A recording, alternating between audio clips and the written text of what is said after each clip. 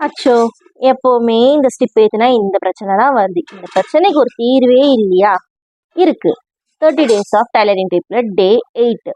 இந்த மாதிரி ஸ்டிப் ஏத்துனதுக்கு அப்புறம் எப்பவுமே இந்த சைடு கிராஸா வரும். என்னதான் பண்ணாலும் இந்த கிராஸ் வரும். நம்ம எவ்வளவுதான் துணி இங்க வச்சாலும் சரி இந்த கிராஸ் வருதுங்களா? இனிமே இந்த கிராஸ் இல்லாம எப்படி தைக்கிறதுன்னு பார்க்கலாம் வாங்க. நம்ம டாட்ஸ் எல்லாம் பிடிச்சதுக்கு அப்புறம் பாடி பீஸ் இந்த மாதிரி இருக்கும். இந்த பாடி பீஸ்ல நம்ம பட்டி ஏத்தும் போது இந்த மாதிரி கட் பண்ணிக்குங்க.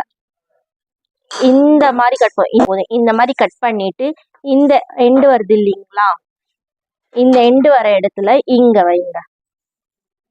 இந்த எண்டு இந்த மாதிரி வச்சுட்டு தைக்கும் போது உங்களுக்கு அந்த ப்ராப்ளம் வராது. எப்படின்னு சொல்லி நான் உங்களுக்கு தைச்சு காட்டுறேன். நான் இதே மாதிரி தான் வச்சிருக்கேன். நான் அப்படியே தைக்கிறேன்.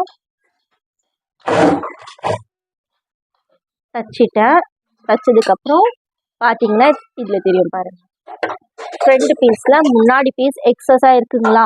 இந்த எக்ஸஸ்ல நம்மளுக்கு தேவையான அளவு எந்த அளவு வேணுமோ அந்த அளவுக்கு நம்ம மடிச்சு கீழே தைச்சதுக்கு அப்புறம் இங்க தேவையான அளவுக்கு ஸ்ட்ரைட்டா நம்ம கட் பண்ணோம்னாக்கா அந்த ப்ராப்ளம் வராது.